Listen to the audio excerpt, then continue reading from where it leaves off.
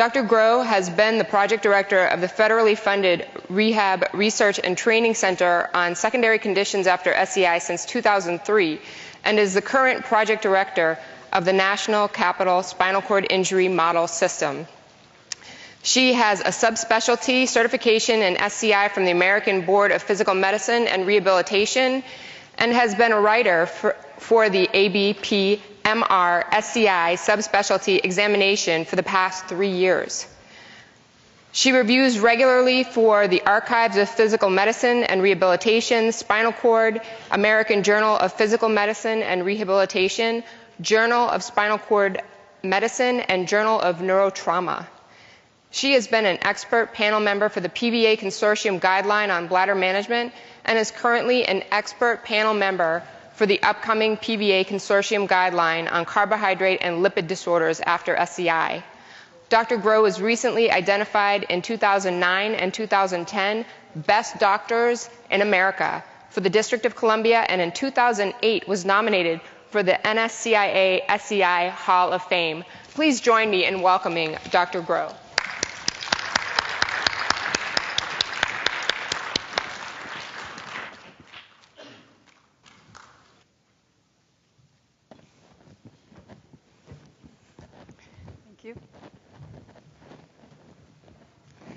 And thank you very much for the kind introduction, and thanks for having me. Thanks to Dr. Steve Williams for asking me up here. I've never been to this conference before, so this is a pleasure. And I have the pleasure, I don't know if you guys have the pleasure, since we have, we're missing one speaker, I can just talk forever this afternoon, but you guys might kill me, so we'll see. So if it starts going on too long, just raise your hands, let me know. But what I'm going to be talking about today is successful aging with spinal cord injury, myth or fact. And we have a couple objectives, and I'm going to have to give you a little background before we go over these objectives, and they might influence how you look at this talk a little bit. After I finished residency, I did 2 fellowships, actually. I did a 2-year fellowship in aging with spinal cord injury at Craig Hospital, and then I did what I called my remedial fellowship, because I evidently needed more training. And that's when I got excited and interested about aging, and aging with spinal cord injury. And at that time, I used to give aging with spinal cord injury talk an awful lot, and I would get, you get reviews afterwards. And I'd always get good reviews. People would say it's a great talk, great information, but it's a downer. And then they'd ask me, can you make it really uplifting? And I ask you, can I make it uplifting? Because I don't know. And this is a new talk now. I've taken my old talk. I went a different way for a few years. I'm back to aging. I'm going to try to make it uplifting. We'll see.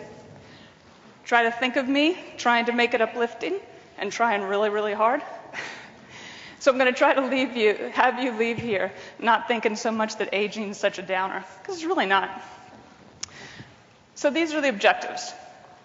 Think about these questions. Think if you think they're myth or fact, okay? And again, let's all have fun today.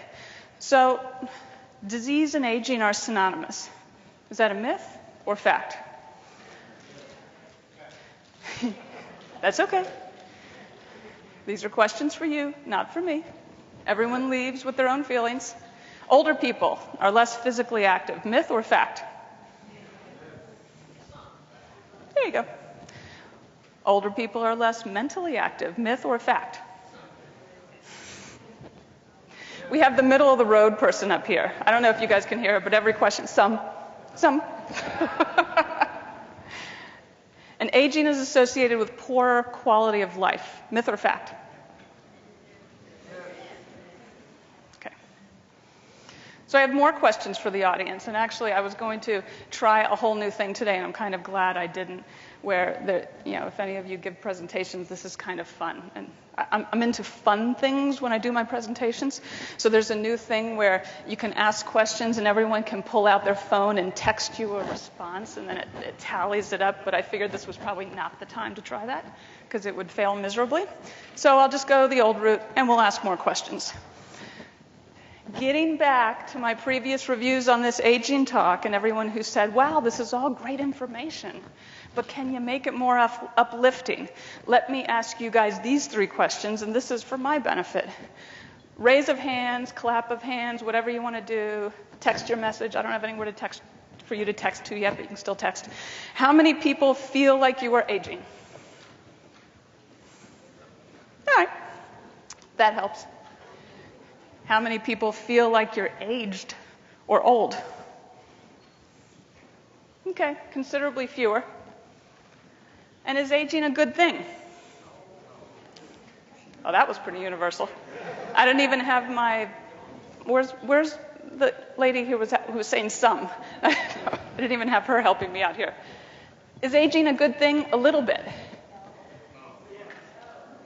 All right, so this question isn't up here, but since that's the response, which is what I expected, let me ask one more question. How many of you would rather go back to high school right now? Okay. So maybe the young lady right here who answered some to everything is really right. Yeah, there's some bad things with aging. There's some good things with aging. Okay? All right, so let's try to get a little bit of background information. What is normal aging? It's kind of a tough question. Is that normal aging? This is normal aging. That would be really cool. Who recognizes these guys? All right, I mean, again, another question. Who recognizes these guys? All right. And I will say they were before my time, just a tweet. Another picture of these guys. Do you know what the amazing thing is? There is 35 years of time between these 2 pictures. Have they aged at all? Oh, yeah, there's a little makeup. One of the pictures is from 1975. One of the pictures is from 2010. 35 years. Can you guys identify which picture is from 1975 and which is from 2010?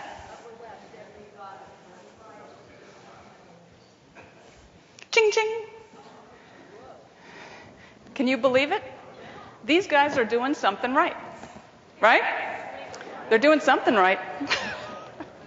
They're probably doing something wrong, but they're also doing something right. So, is this normal aging? Is this successful aging? I don't even know if we could tell if they had plastic surgery. It'd be tough. But they're doing something right. Is this normal aging? Could be. Depends who normal is. Then the other question is, so clearly normal aging is pretty darn hard to define. The other question is, that we really muddle with is, when does aging start? Yeah, that's one theory. So does it start at birth? And if you guys can't see it in the background, the little red thing in the panda bear's mouth is a newborn little baby panda bear. Yeah, aww. Everyone together now. Aww, perfect. So some people are of the camp that aging starts at birth. Yeah. Or does aging start when you're a child and you start moving around, when you start seeing the physical milestones? Or does aging start when you're a little bit older and you start being more socially interactive? Or does aging start in kindergarten? Or does aging start in 2nd grade? I don't know that. I don't know the answer to that question either. A lot of people say a lot of different things. Some people are of the camp that aging starts with the little pink panda bear in the mom's mouth right at the time of birth.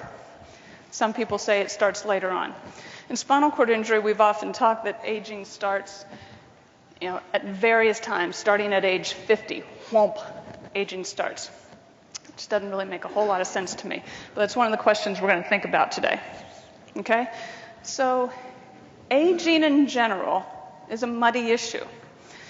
Some people say, there's a biologic clock that go off. Some people say that there's an increase in DNA damage with time. There's the immune theory. There's the wear and tear theory. There's the failure of maintenance theory. There's the evolutionary theory. And then again, there are those folks that say that aging starts at birth. What we do know is that organ functions, I'm a physician, so I talk about body organs, starting somewhere in your 20s, probably early to mid-20s, function of your organs in general starts going downhill. We know that, okay? You add SCI into the picture, and it makes aging even muddier, okay? Complicating factors associated with spinal cord injury, include whatever aging that occurred before the injury. Some people are injured when they're 20, some people are injured when they're 40, some people are injured when they're 60, a lot of people are injured in between. There is, in most cases, some degree of aging that occurred before the injury occurred, and that's important. How old were you at the time of injury? How many years has it been since your injury? How many years have you lived with the spinal cord injury? What era were you injured in? That's a really important point. If someone was injured 30 or 40 years ago, medical and rehabilitative care was much different than it is today. And you were probably exposed to medicine and rehabilitation much differently than people are today. And I'm not saying one is good and one is bad, but they are very different and they affect your life very differently. And then along with that, exposure to medical care and medications over the course of a lifetime. Okay. All these muddy and already muddy picture. Okay. And then we, as a scientific community, in my opinion, have made it a little muddier even because of the way we've talked. Because as we've tried to describe aging, we've tried to classify conditions that occur with aging. We try to figure out if that diabetes was actually in existence or not prior to your SCI. Or is that condition associated with your SCI, or did that SCI cause that condition? And I think we've sort of muddied the waters by talking in these terms, and I don't know that it helps consumers with spinal cord injury. Okay? So the field is muddy. How we've talked about it doesn't necessarily work, and how we've thought about aging maybe doesn't work. So to add clarity, or at least a little bit of clarity, to the concept of aging with spinal cord injury, I'd like to suggest that instead of thinking of health conditions or different type of functioning as, being due to or secondary to the spinal cord injury, or being in existence beforehand, that the spinal cord injury from the day of injury alters aging. And I can tell you that is a fact. The spinal cord injury alters the trajectory of aging, through a potential, and I added in potential at the last minute. We don't even have to say potential, but an impact on every body system.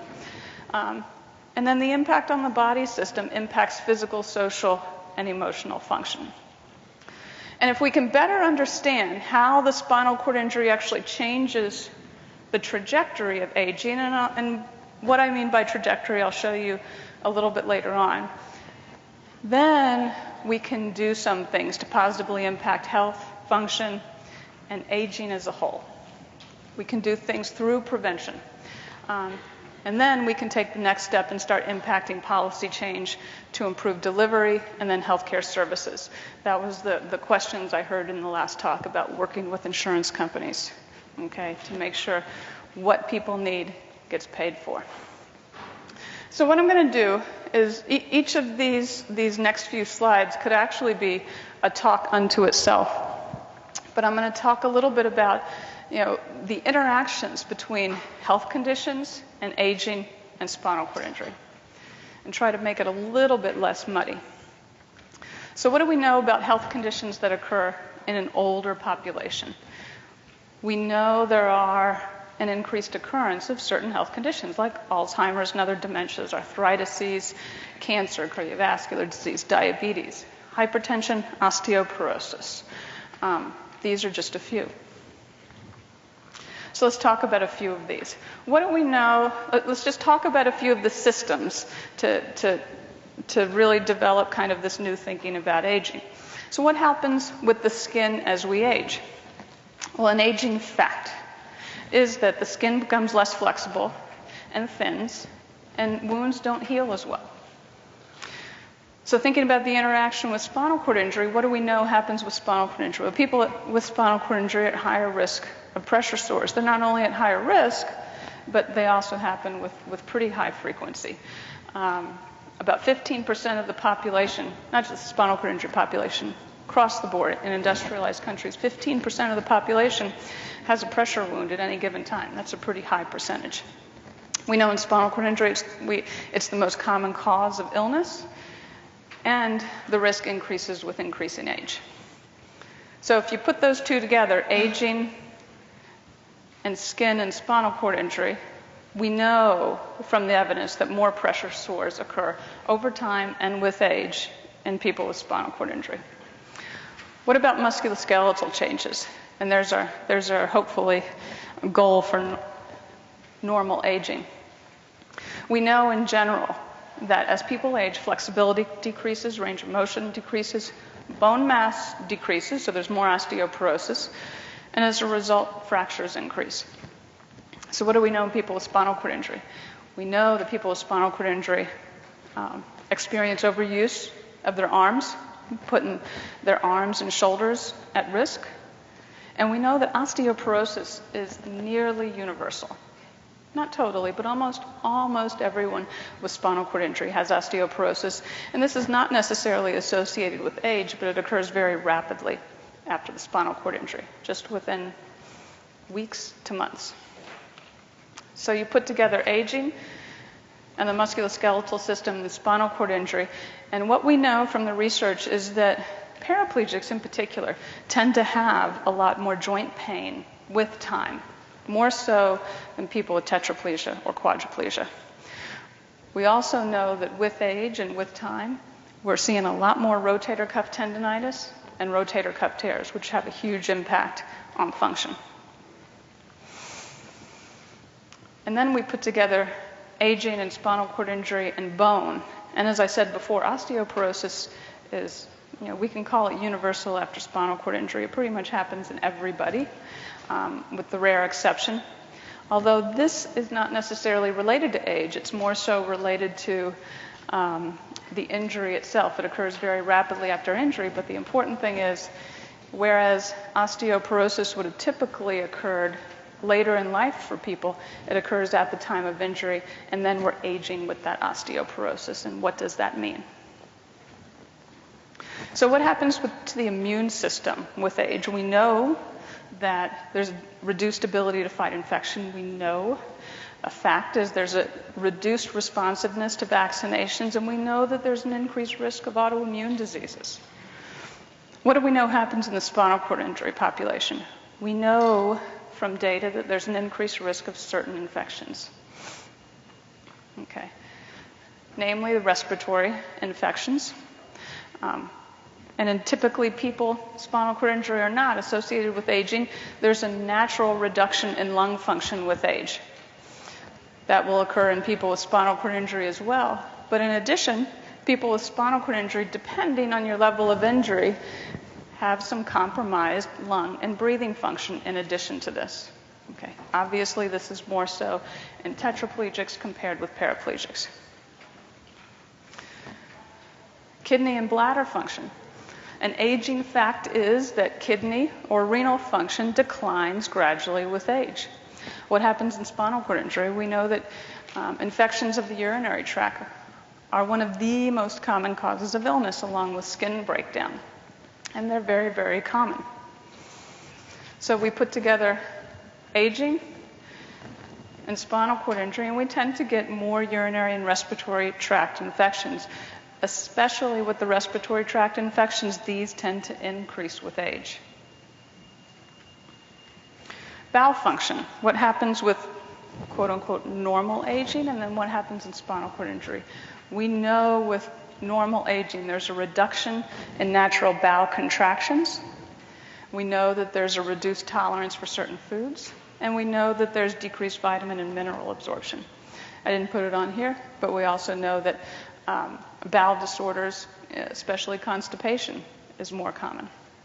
What do we know in people with spinal cord injury?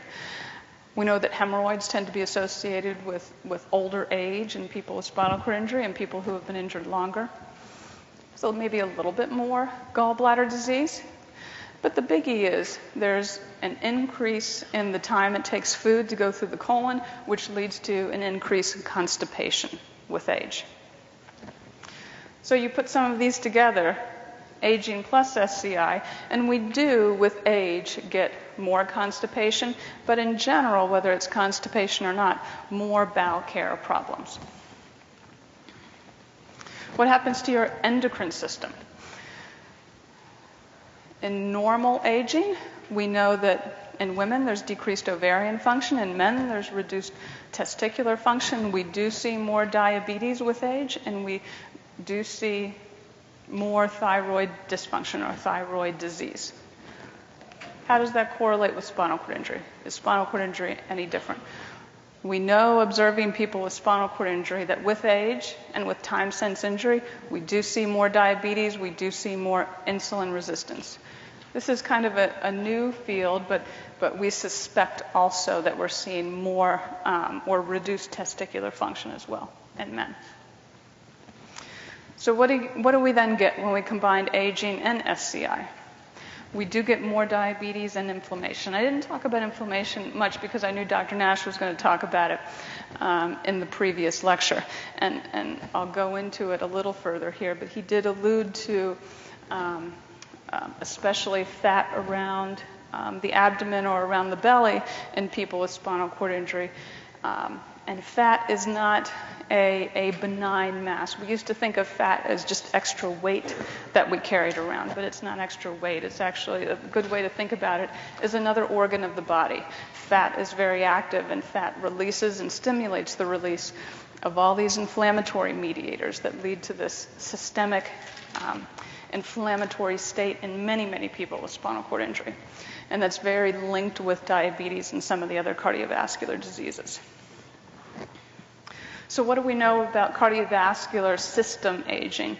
We know from the general population that there's an increased incidence of heart disease with aging, an increased incidence of hypertension, higher cholesterol levels, more glucose intolerance, which obviously leads to the diabetes. So what do we see in spinal cord injury? It's a little bit different picture. We actually see less hypertension for some people, not all people. Paraplegics tend to have about the same amount of hypertension as people without spinal cord injury. Tetraplegics tend to have less hypertension. We tend to see lower HDL cholesterol. The problem is HDL cholesterol is the good one. That's the one you want to have high. We do tend to see more obesity. And as I explained in the last slide, we also tend to see more inflammation, which is related to the obesity.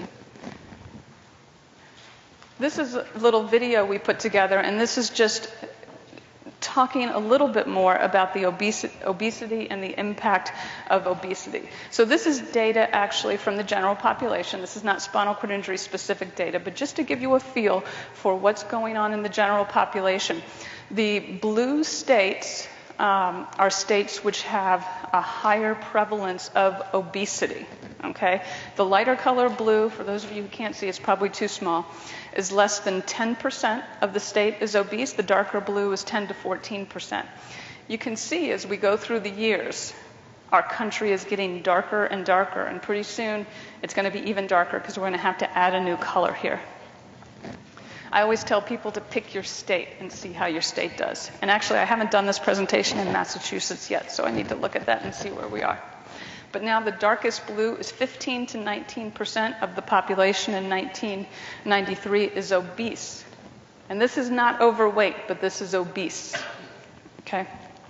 So at this point, our whole country is some shade of blue. And again, we're running out of blues. We can't go much darker, so I'm sure, as you can guess, we're going to have to add another color soon. And there we go. The yellow is greater than 20% of the population of that state is obese. How many of you think this is the last color we're going to add? Because we're only at 1999. Pretty soon we'll add another color. But it's remarkable just year by year, the change.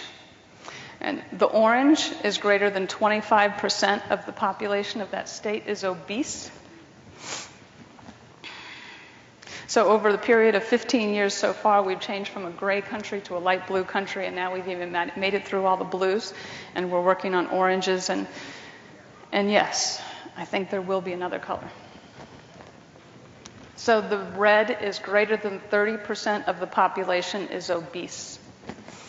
So this has been what's happening in the general population in the United States and other industrialized countries for the last 20 years or so.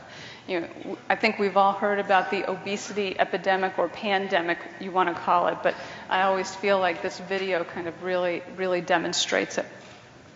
This is what's happening in the United States. We can't expect a whole lot of difference in the spinal cord injury population. We would expect about the same kind of phenomenon. So when we put aging and spinal cord injury together in the context of obesity, we actually have greater obesity in people with spinal cord injury than in the general population. And it's not because, you know, necessarily you eat more. It's not because you eat more unhealthy, and we're going to talk about that in a second. But it's because after spinal cord injury, there's just a profound change in body composition. There's some wasting of muscles and there's substitution of fat. And if you actually look, if you look using DEXA scans to look at fat mass and muscle mass, about 75% of people with spinal cord injury can be classified as overweight or obese by those measures. We typically use something called BMI, or body mass index, in the clinic, which is, you know, the little table where we measure your height and measure your weight, put it on a table, and estimate what your BMI is. So a BMI of greater than 25 is overweight or obese. Problem is, it doesn't work at all in people with spinal cord injury. And people who, for whatever reason, spinal cord injury or whatever reason, whose body composition has been changed for some reason, BMI doesn't work. So, and it's important because we use BMI sort of universally in the clinics to estimate future risk of disease. In people with spinal cord injury, BMI drastically underestimates that risk. So we can't use it. And that's some of the work we're trying to do right now. Dr. Nash and I are actually working together on a 5-year project to try to get enough data so we can actually make new tables just for people with spinal cord injury. But I guess the take-home message is, for a number of reasons, people with spinal cord injury are more overweight and more obese. The other key is BMI doesn't work. The other key is eyeballing someone doesn't work. A lot of my patients, my athletes, may look thin, may look of normal weight, but the spinal cord injury has caused this change. So we know we have that underlying risk of overweight or obesity. So what does that mean for cardiovascular disease? And I think Dr. Nash did a great job of summarizing this in the previous lecture. But what we know is there's a change in the risk factors for cardiovascular disease for people with spinal cord injury. We see a lot more overweight and obesity. Because of that, fat actually releases inflammatory mediators. We see a lot more inflammation, which is one of the prime areas of research right now, just in cardiovascular disease. We see lower HDL cholesterol, the good cholesterol. We're actually seeing more diabetes, probably in tetraplegics, more so than paraplegics, okay? But the question that we don't know the answer to is, does this lead to more cardiovascular disease? We can make the assumption that it does, but we don't know the answer. We're trying to get there, but we're not there yet. We just know that the risk factors are there.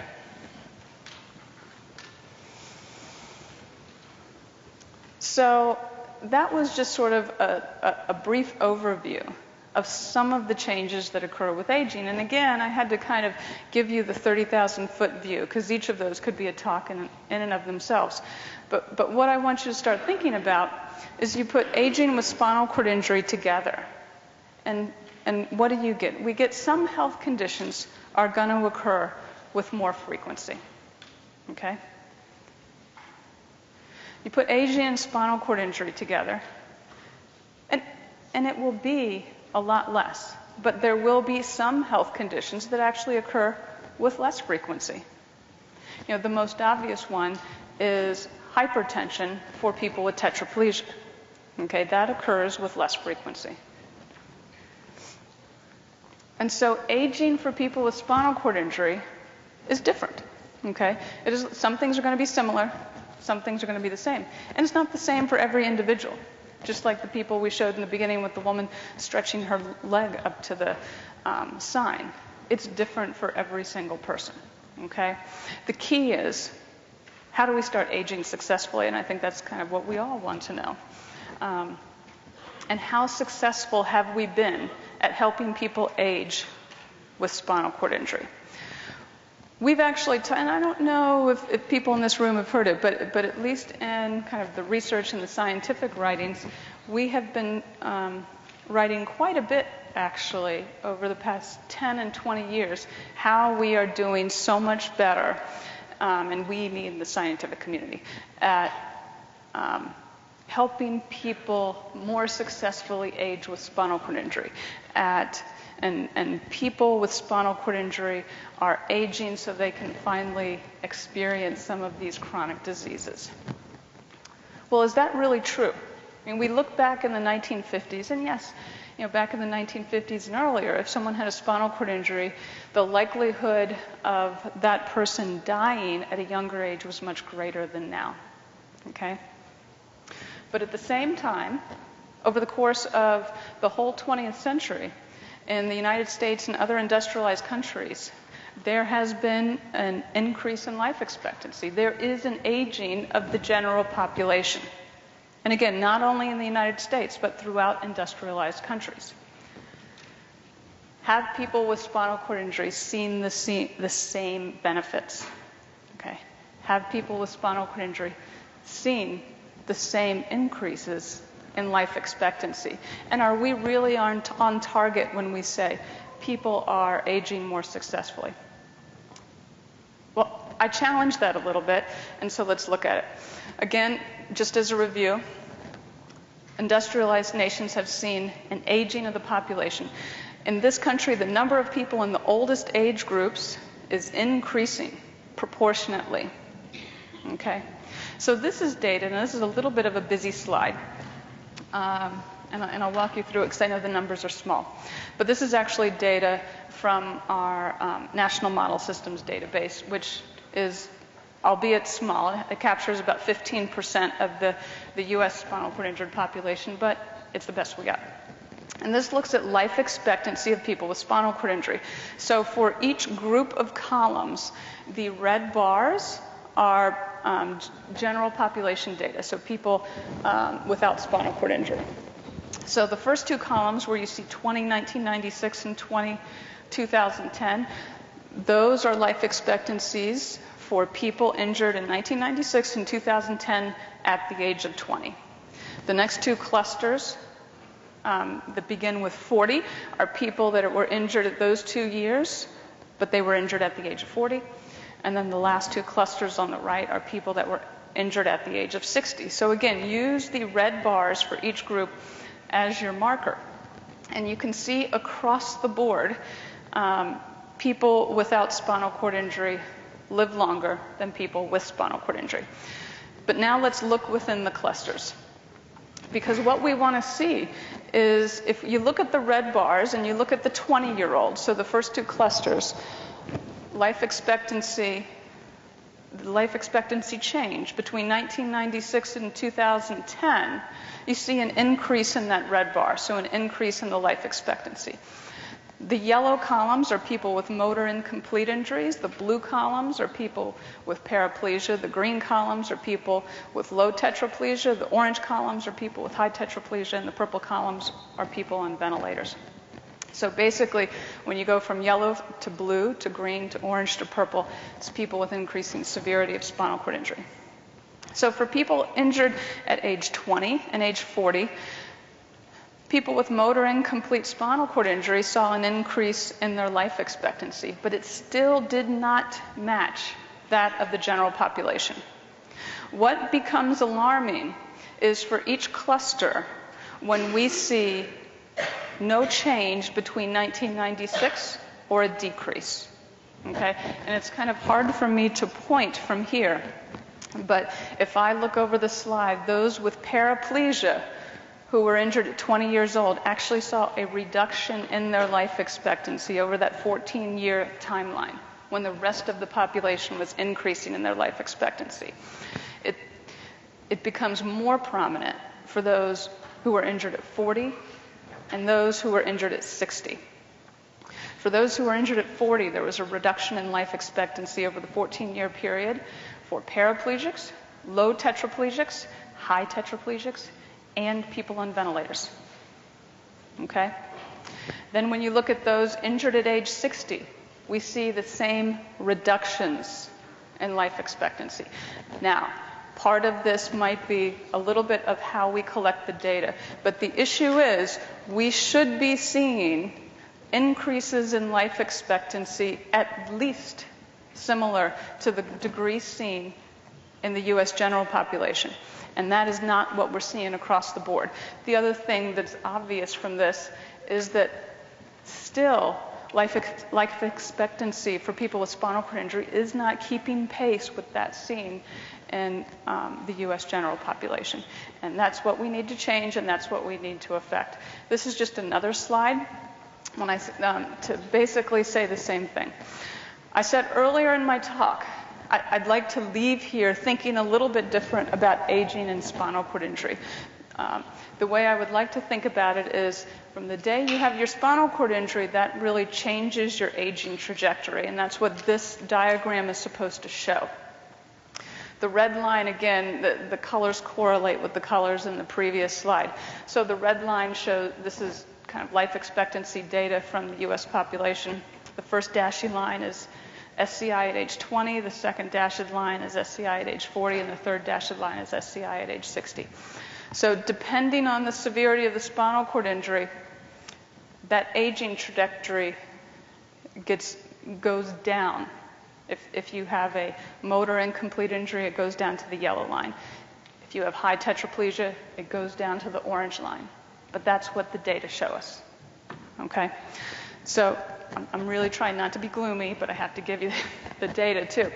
The bottom line is, while we talk about we're doing so much better in aging with spinal cord injury, my question is, or my challenge is, yeah, we're doing better, but we still got quite a ways to go. So we really need to come together to work to do a lot more research, because these numbers need to be increased.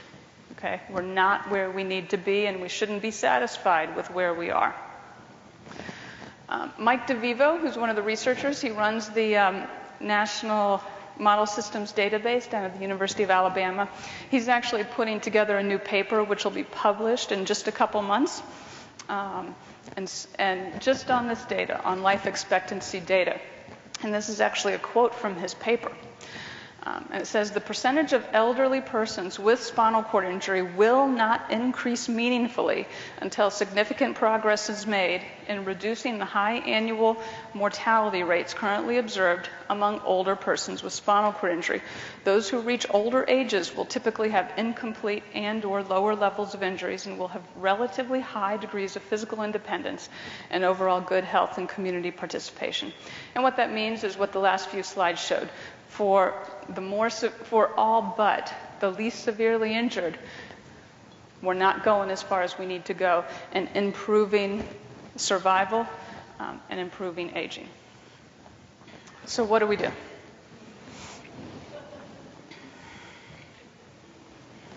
Okay. So, in sum, a little bit for that section. You put aging and spinal cord injury together, and to me, at least clearly, the spinal cord injury really changes the trajectory of aging and the occurrence of health conditions. Rowe and Kahn, this quote is from Rowe and Kahn, who are they're experts in aging overall. And their model of successful aging is multidimensional, encompassing the avoidance of disease and disability, the maintenance of high physical and cognitive function, and sustained engagement in social and productive activities. And this is the little schematic of how they describe successful aging. So again, physical function, cognitive function, and social engagement. And in this talk, we really talked mainly about the blue bubble, although all the bubbles clearly interact and have an impact on each other. But the question is, how do we How do we try to promote all those bubbles for people with spinal cord injury? Well, again, I'm going to talk about the blue bubble. And so what I do is take Roe and Cons. They also have recommendations to promote successful aging, and try to sort of overlay what we know about spinal cord injury and aging onto what they talk about. And this is what I've come up with. So they talk about avoiding disease. Remember the quote I talked about earlier in survival came from Mike DeVivo.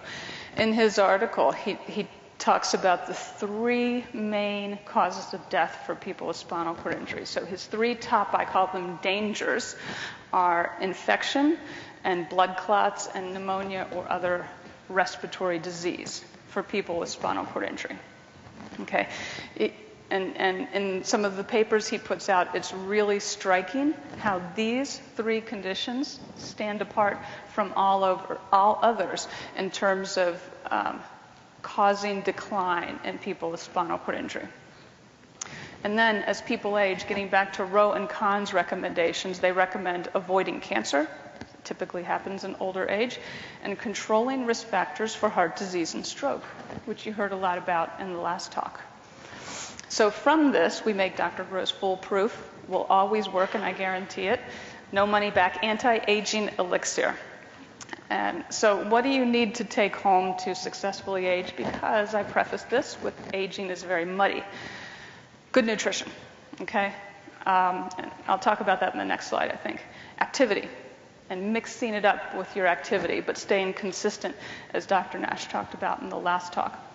Prevention, prevention, prevention. I'll talk about it a little more.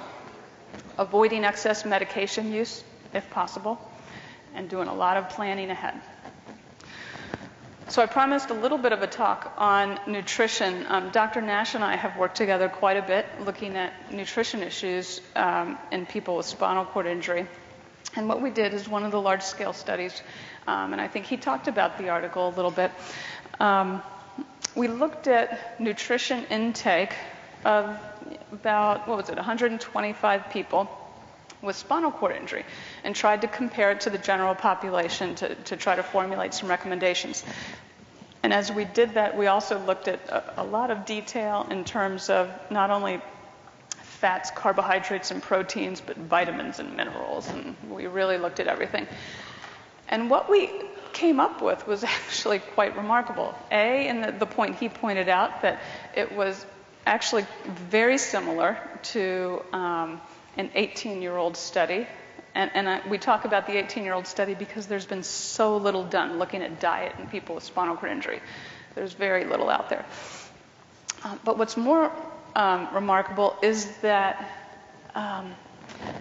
the caloric intake was almost right in line with what you would see for sort of US population data, except a few hundred calories lower. So the first bar over here, we split people up by male and female and tetraplegic, paraplegic.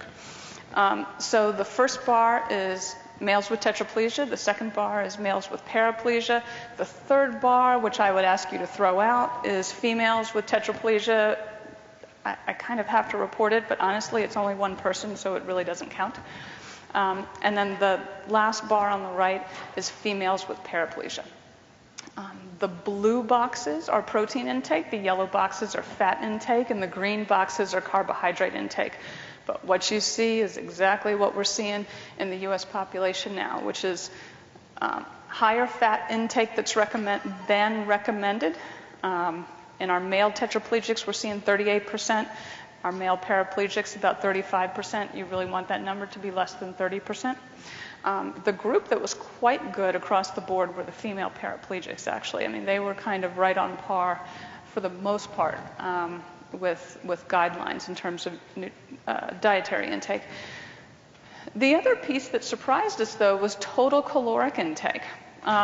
For all groups, excluding the female tetraplegic, total caloric intake was actually, for the men, about a couple hundred calories a day less than that seen in people without spinal cord injury.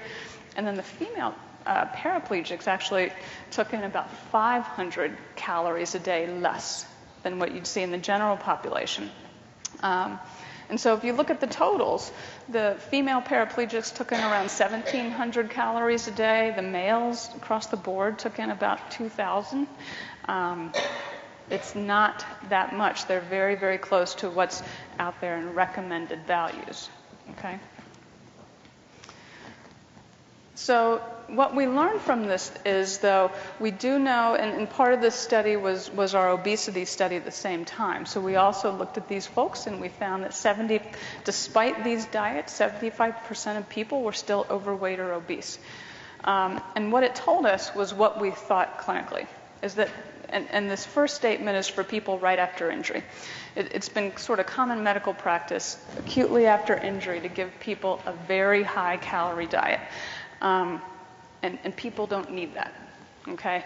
Because we know long-term there's a higher risk of overweight and obesity, so we don't need to start people out on the wrong foot initially. What we also realized is there's a really, really tight window here between getting adequate caloric intake, not getting too much caloric intake, but getting adequate vitamin and mineral intake. In the dietary study, we did see reductions in some vitamins, not a whole lot. One of the big ones was fiber. But it's a very tight window. I mean, we talk about particular diets, and I also recommend the Mediterranean diet, but you just have to really, what we are trying to do now is really recommend and bring people back to a nutritionist, even years after injury, so we can just revisit trying to encourage a very fiber and nutrient dense diet. And again, unfortunately, there's very little room for error in terms of diet. Prevention. So prevention for me is a really big issue. We've gone over some of the body systems and some of the things that happen with aging, and then some of the health conditions that might be changed by spinal cord injury and aging. We need to keep revisiting that periodically so we can intervene and prevent problems from occurring before they happen, okay? So some preventive care may be done sooner, or sooner than usual, or maybe spinal cord injury specific. So these are my recommendations for prevention. Everyone should be doing the general recommended health maintenance for the general population. Women start getting mammography at 40 years old. Okay.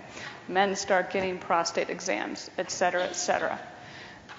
These are some of the key points, though, that may need to be done earlier or with greater frequency or a little bit different in people with spinal cord injury. The big one is vaccinations. Don't skip vaccinations. Try to get those vaccinations religiously. And I've actually just added this in based on that data that I showed you from Mike DeVivo, that across the board, infections are what's really giving people problems long term. Okay, so try to cover those infections. Get vaccinated when you're supposed to get vaccinated. I am a big proponent for DEXAs. DEXA is the X-ray where you can look at body composition and bone. I'm not saying you have to get DEXAs all the time, but what I am saying is DEXAs are helpful to actually quantify your body composition, okay, to really tell if you're overweight or obese, because we know that BMI doesn't work. And there is an adjustment out there for spinal cord injury. The adjustment is if someone with a spinal cord injury has a BMI of 22 to 25, that should be considered overweight. 25 or greater should be considered obese. I could show you a bunch of data, but that seems very conservative. Okay, I don't think that adjustment's enough. So if anyone, especially if anyone does any standing, if anyone does any walking, we know that bone loss is universal. As Dr. Nash said, we don't know the fracture threshold, but a DEXA can give you information on bone and body composition. It's helpful to do that, I think, sometime in the first year after injury, and then if the situation presents itself, possibly later down the road as well. Cholesterol levels. You definitely want to get regular, as guideline recommended, screening of cholesterol. People with spinal cord injury are more likely to have low HDLs. HDL is the good cholesterol. If you look at some of Dr. Nash's work from about 5 to 8 years ago, he did a study that was just in men with paraplegia, and if I remember correctly, their average age was somewhere in the mid-30s. And about half of those men, based on their cholesterol levels, needed some kind of intervention. Okay, so my recommendation is, if you've had your spinal cord injury for a few years, cholesterol check is worthwhile, at least starting at age 35. OGTT is an oral glucose tolerance test. What we've found from some of our research is that when we look at our cardiovascular risk factors, what I call disorders of carbohydrate metabolism, or diabetes or pre-diabetes, problems with your blood sugar tend to be more common in people with tetraplegia. Now, the key point, one of the key take-home points, which I probably should have put up here, but I didn't, is that what we have found, and this has just been in some of our recent research, is if you do a regular blood test, just looking at blood sugar, these abnormalities don't show up. Okay, we looked at, again, 100 and some people with paraplegia and tetraplegia, looked at blood glucoses, and they were all normal across the board on average.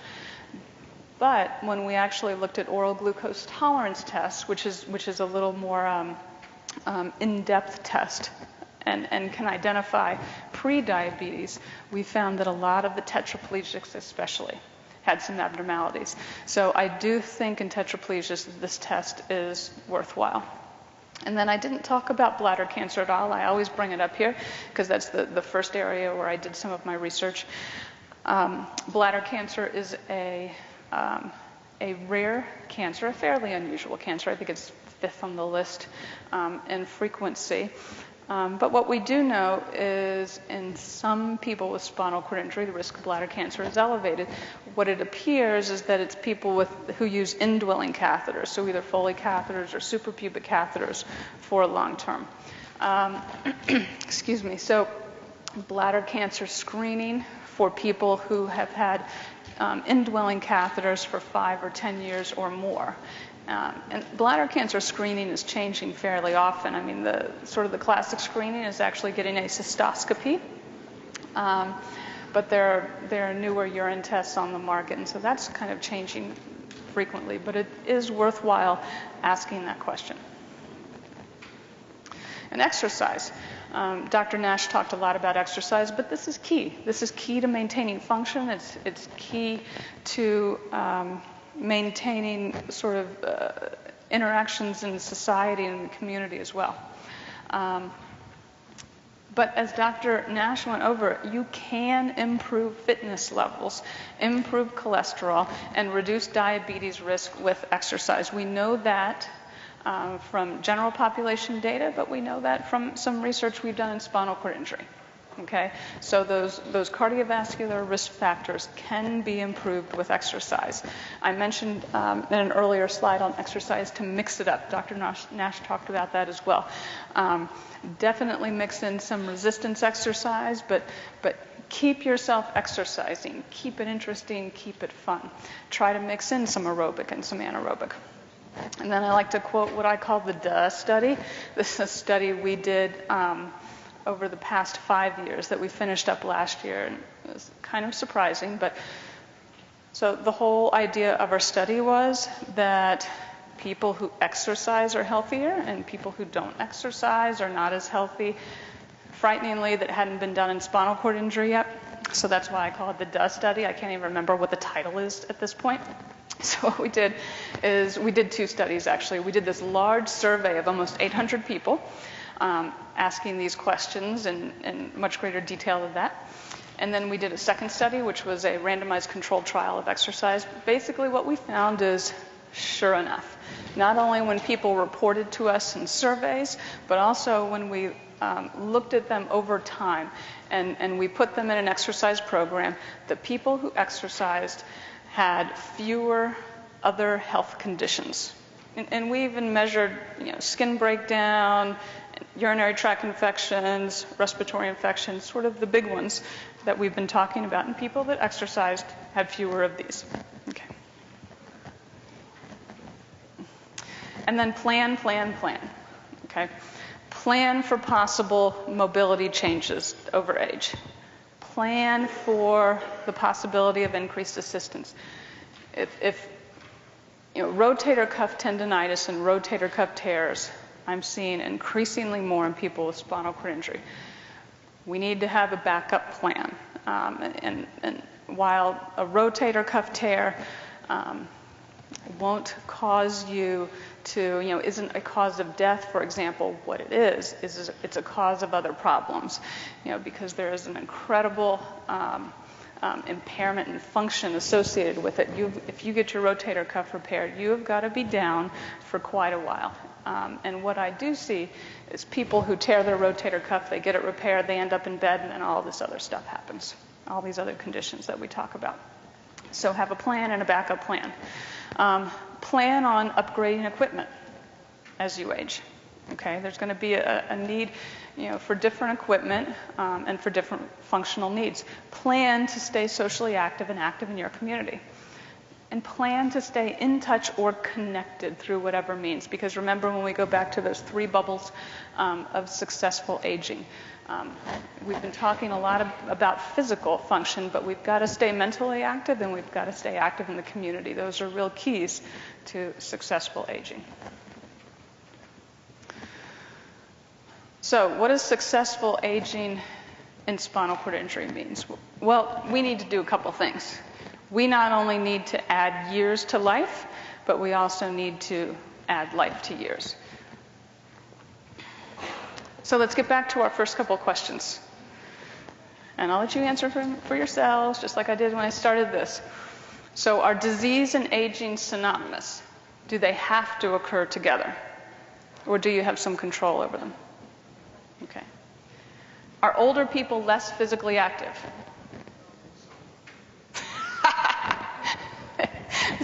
For those of you who didn't hear, the sum is back. Are older people less mentally active?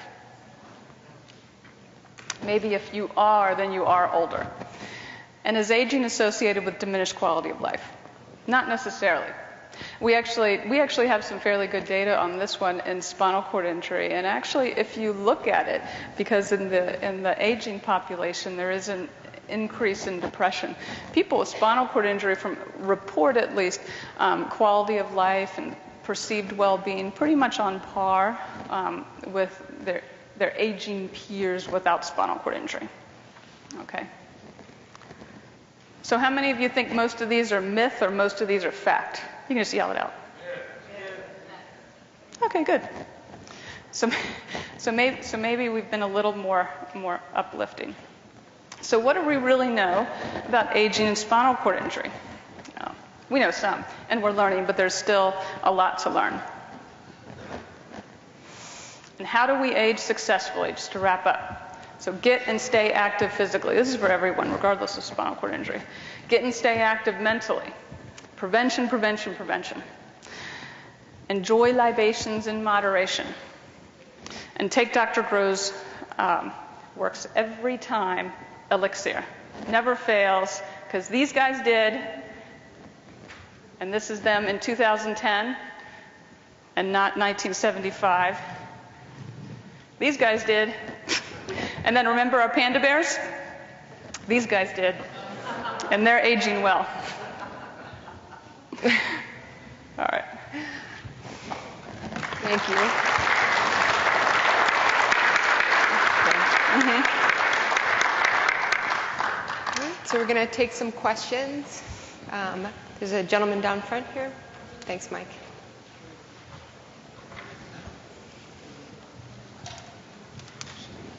Okay, just a quick question. Mark Ryder from New Hampshire again. It seems like every spinal cord injury that I know of, there's always, like you said, either osteoporosis or osteoparesis. I guess there's some drugs out there, Actonel and Boniva. Is that been shown to decrease or increase the bone mass? Well, if we saw the news reports of this week, I have used some of the medications, the osteoporosis medications we see out there. I've used them in some of my patients who especially are up walking.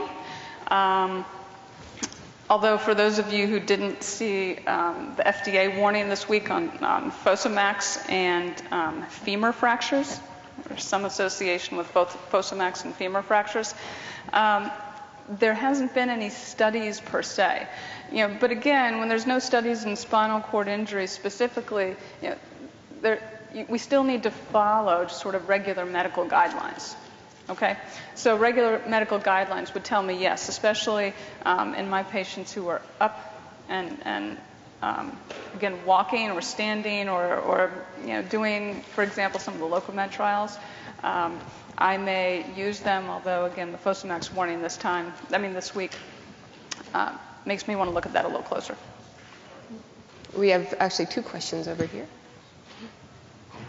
I have kind of two questions, one personal and one kind of general. You were mentioning decreased mineral and so forth uptake. How much of that is compensated for by taking a lot of supplements like heavy-duty multivitamins, heavy-duty sea fish oil, and so forth? And the second one is part of my injury is a class 3 shoulder separation that I've been debating whether or not to try to get the surgery on to have it worked on, which is going to give me 6 to 12 months downtime. And it's like, is it something that should be waiting, or should I do it now because I'm getting a lot of pain from it, but I'm functional at this point, and I don't know how long. So the first question was basically about vitamin and mineral supplements in the context of decreased absorption, right? Right. I think compare CI people as they are to the general population. Right. So, and I will tell you this. Yes, if you have a situation in which you have reduced absorption, vitamin and mineral supplements can help. I mean, and we don't have any data in the spinal cord injured population, but you can draw on other situations. A really a good place to draw the information, I draw the information to, is if you look at some of the celiac literature. I mean, celiac disease is associated with decreased absorption of vitamins and minerals from the small intestine. And then once you get the disease under control by modifying the diet, what you also do in the early period is really give people high doses of vitamins and minerals, because yes, it does compensate for some of that malabsorption. Okay? So I kind of try to go to some of the other literature and sort of borrow from it when I make those decisions. But that's the answer to that question. And then the second question was about shoulder. And looking at you said a grade 3. Right, so that's on the borderline where you can't get fixed because it's a problem. Right, and what I have found is plan for this. We actually, let me take a step back and tell you what happened. Over the past few years, we've been seeing a lot more people with sort of more severe shoulder overuse injuries having to go in and get a variety of surgeries, and then running into medical problems during the period of downtime or bed rest after the surgery. So what we did last year, the year before, is we brought as many of these folks in as we could, because there's no guidelines for people, which is what you're asking for. So we brought in these folks and we just interviewed them all. And we said, tell us about your experience, tell us what we need to do, because this is at least a starting point in making some guidelines for people. And that's what we heard from people a lot, is plan. I can't tell you, every individual is so different in terms of the success of the surgery. There are a couple articles out there, I'll tell you this, that I think scare some of the orthopedic surgeons away, because what the conclusions are is, well, people with spinal cord injury didn't do as well after rotator cuff repair as people without spinal cord injury. And I don't know that there's any truth in that. I think the population was different going in. I think the most important thing is getting your shoulder repaired is a big deal when you look at your whole life.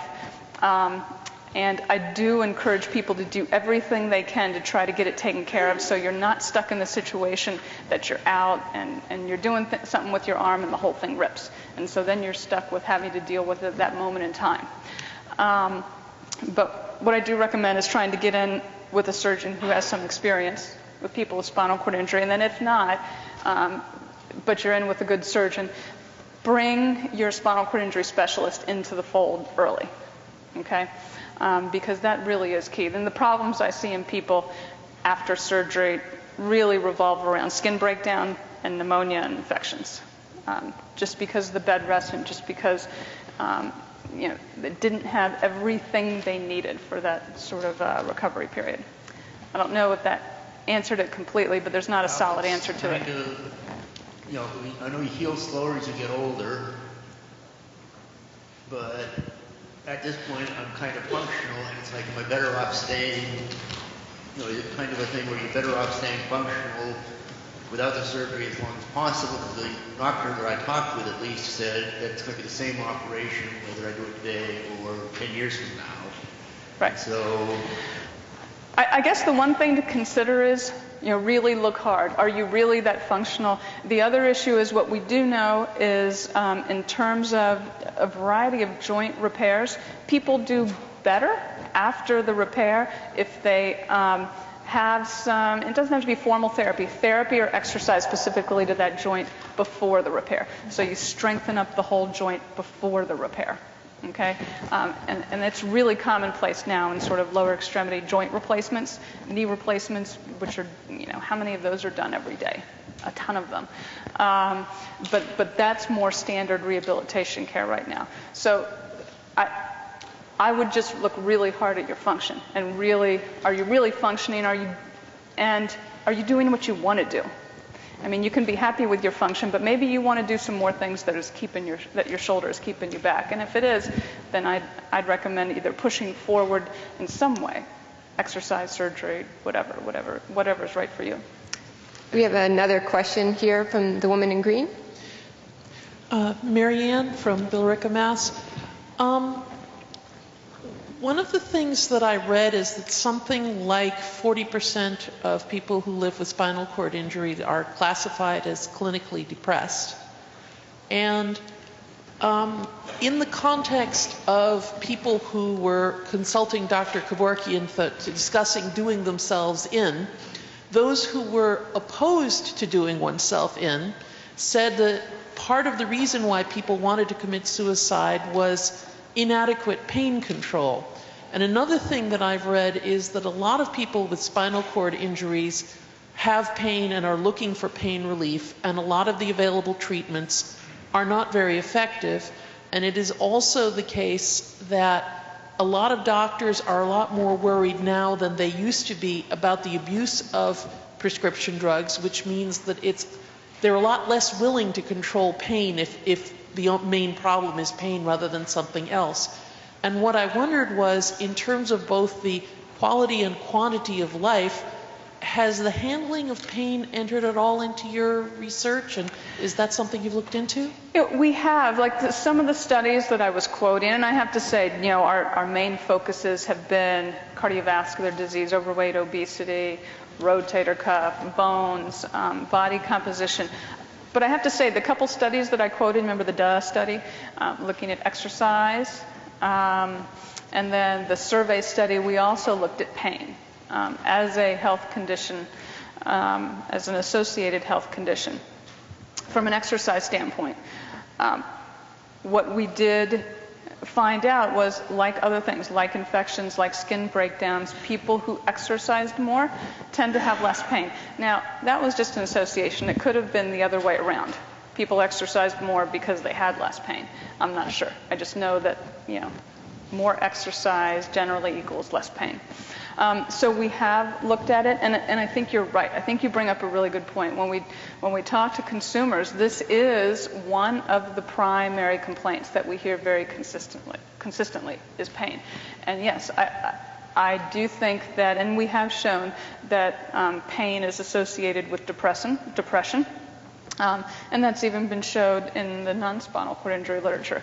I think, the numbers that we hear quoted, 40%, that is high for depression and spinal cord injury. I mean, I typically see, especially right after an acute spinal cord injury, that depression tends to be overdiagnosed, and that's not uncommon to overdiagnose it. But I do think that this is a critical issue, and it's also one of the major reasons for use of a lot of medications. Now, in many people with pain, use of the medications to control the pain is totally appropriate. The only thing, and I'm not saying don't use the pain, the only thing, and I mentioned it in one bullet point in here, is we just need to think over time, what is the impact of the additional medications. And I'm not talking just pain, I'm talking any medications that can affect your thinking. So spasticity medications is another big one. Over time, what is going to be the effect of the medications on aging? And we just need to consider it. And then we need to do what we can to try to get everyone, again, more successfully aging.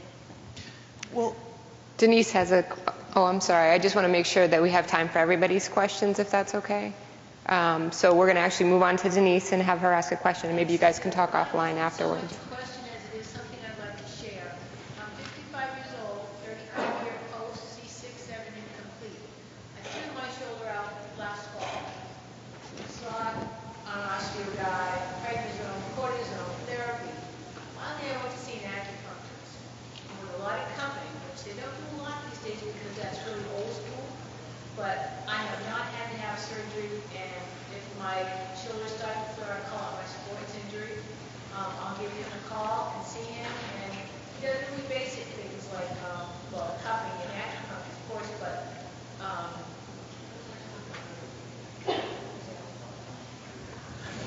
Epsom salts, packs, also really help that pain. So just for all of us that are having that shoulder stuff, there are alternative ways instead of going to surgery, and I would recommend you to research those first.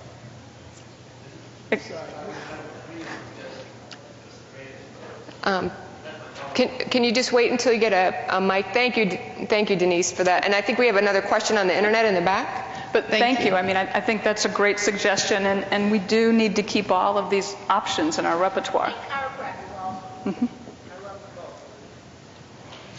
I have two questions from the internet. The first one is, I'm a T1 post-motor vehicle accident when at 6 years of age, currently is 45 years old, and is nervous about all the mention of diabetes. Can you just address the occurrence of statistics, how we're hearing more and more about it, and how family history plays into that as well?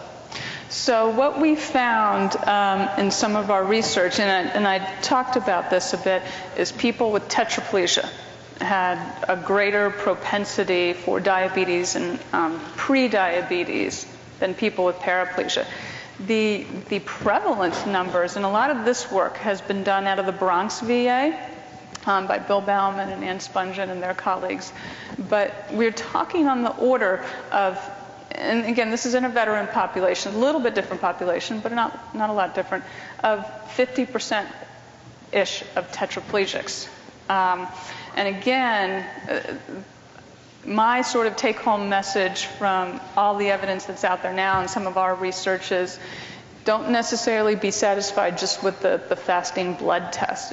If you have tetraplegia, go and ask for that oral glucose tolerance test. It takes a little longer, it's a little more of a pain, but I think it's probably worth it. And I didn't hear, did I answer the last bit? Well, we'd like to address the family history as well, and how that would occur. Well, I mean, the main thing I can say, if there is a family history, then it's only going to increase those risks that I've talked about even further. So a little more fuel to the fire for, going and getting checked. Okay, thank you. And the other question is actually more of a comment that we'd like your comments on as well. My belief is that SCI individuals would age appropriately with a proper diet and exercise regime, just as an able-bodied person. But many people with SCI seem to give up on those ideas. Well, possibly. But the bottom line is our lifestyle has changed in this country. I mean, there are fast food places everywhere. Our diets tend to rely more on fast foods. Let me throw this out, because I have a whole hour talk that I talk about diet and nutrition, and I had no idea until I put this talk together. But do you guys know that, and I can't remember the time frame, in the last 20 years or so, that the regular plate sizes, just the size of your plate, has increased upwards of 30 to 50%. The size of our cups has increased, so we don't even know it, but the stuff we're buying to put our food on is considerably larger than it was about 20 or 30 years ago.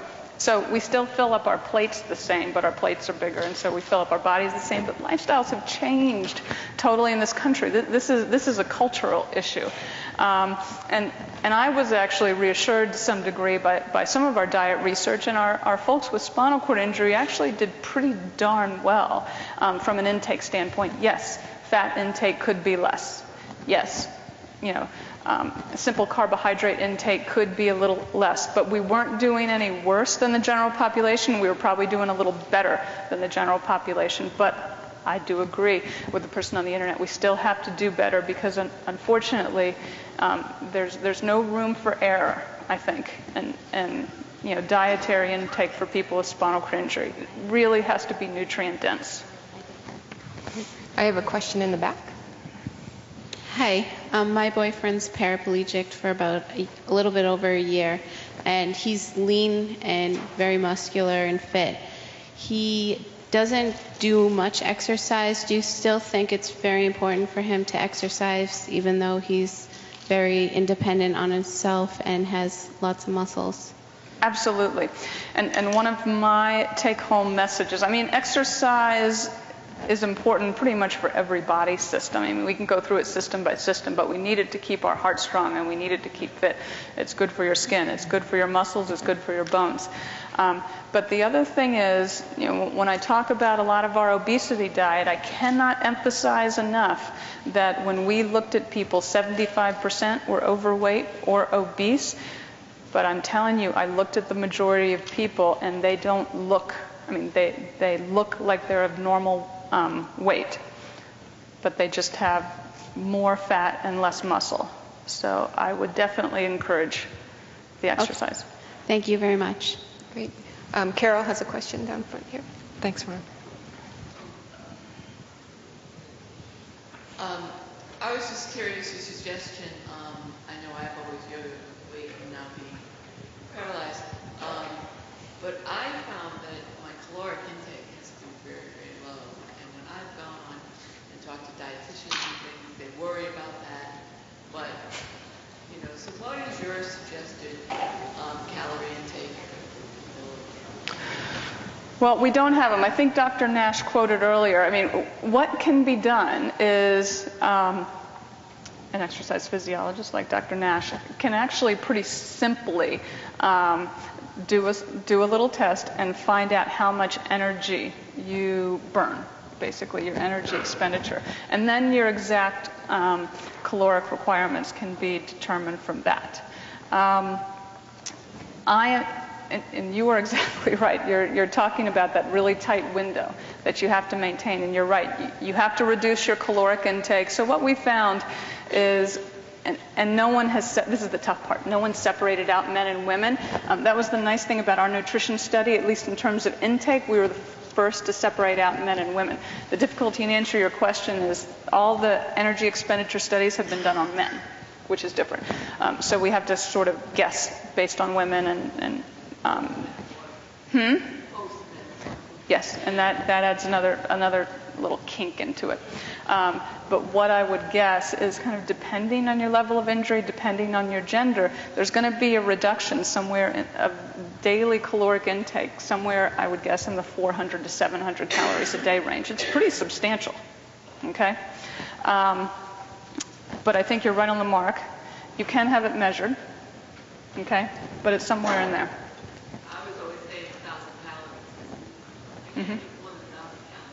Yeah, and I'm talking from recommended levels. So there's the recommended levels, and then there's what people actually take in, which is, there's a difference there, too. I have the gentleman down front with a question. Hi, thank you. Hi, Dr. Angel from Boston. And you did have hi, Angel from Boston, and you did have a fun talk. Thank you. A lead in, and then the question. Infections are one of the major causes of end-of-life decline. I've read that the American Academy of Sciences has called chlorine dioxide the greatest anti-pathogen known to man. And there are several products available on the market. One is from miraclemineral.org. It is a chlorine dioxide generator. Especially for people with SCI. is there any research and or would you recommend chlorine dioxide and or a chlorine dioxide generator?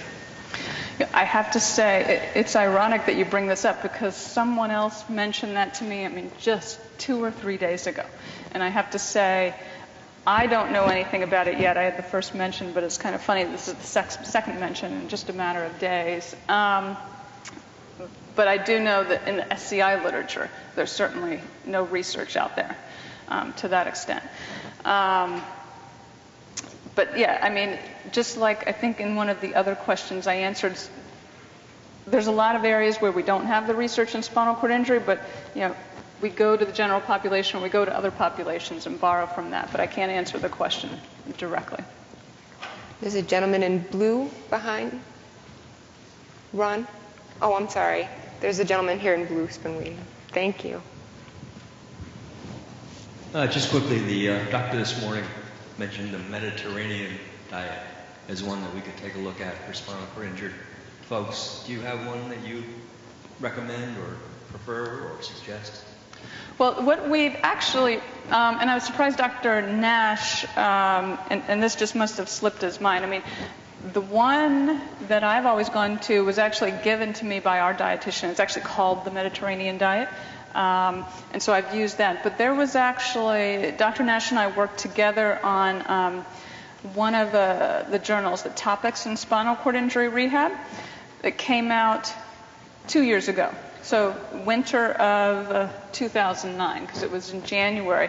But there's an article in there by Sarah Fiesel, and she's a dietitian. And a large piece of that actually talks about the Mediterranean diet and the potential benefits in people with spinal cord injury. So that might be a good resource. I know it's the second time that question's come up. But it's Sarah Fiesel is the author. You spell her last name F-E-A-S-E-L. Okay? Great. I think we have time for a few more questions. And Ron, if you don't mind, this woman in the green, please. Hi.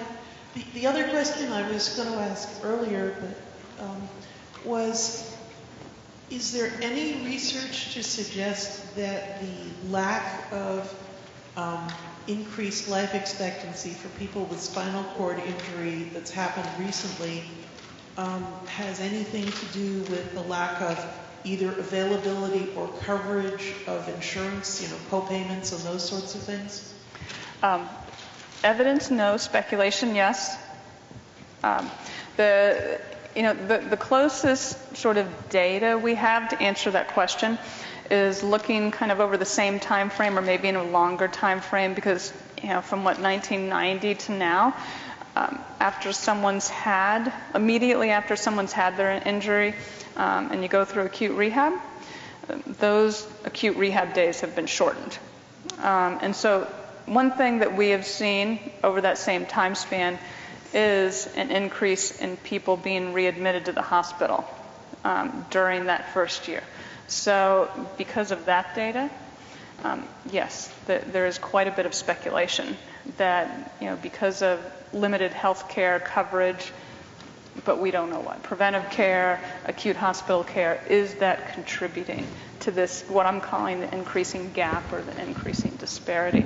And actually, we're just now analyzing some new data. We have a very large-scale study going on right now, and it was just this week at work. We looked at the data, and we looked at people just in the 6 months after discharge from acute rehab, so it wasn't even the full first year. And the number of rehospitalizations was just through the roof. So it could be related. Number of days for acute rehab is just, and not everywhere, but in many places is very low right now. I think we're going to take one more question in the back here. Hi, I'd like to ask, when it comes to vitamins and calcium, do we take the regular recommended amount as everybody else, even though we have this injury? I'm sorry, could you repeat, please? When it comes to vitamins and calcium pills, do we take the recommended allowance as everybody else? Yes, there's nothing to indicate that you would take any different. Just like the general population, vitamin D is a big hot item right now, and we're really seeing as we're looking harder, a lot more vitamin D deficiency. So the other thing I would recommend, and I think there was another study that just came out in the spinal cord injured population, really documenting that vitamin D deficiencies are very, very prevalent in people with spinal cord injury. And so that obviously affects your absorption of calcium. So I'd also recommend that, getting that level actually checked. Thank you so much for being here with us today. Thank you.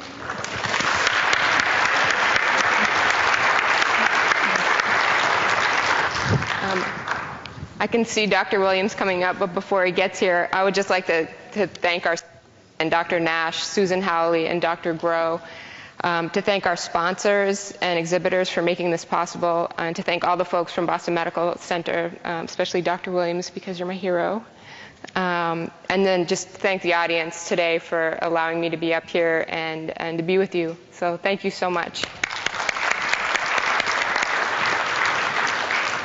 And I would like to thank you for attending today, and I would like to remind you to please fill out the survey so that in the upcoming conferences we can bring topics to the conferences that are of interest to you.